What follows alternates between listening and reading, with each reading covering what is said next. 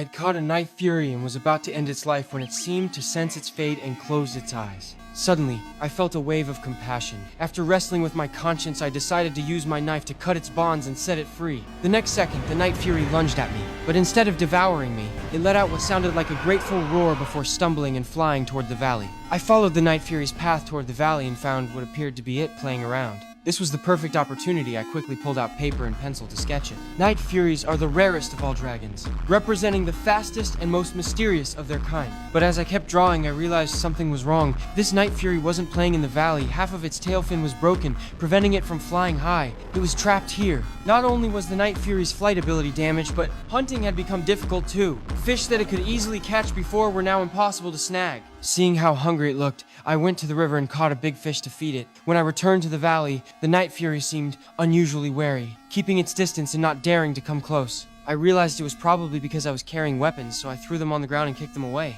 Only after seeing this did the Night Fury lower its guard and approach the food, but when it opened its mouth wide, there were no teeth inside. Toothless. I could have sworn to that.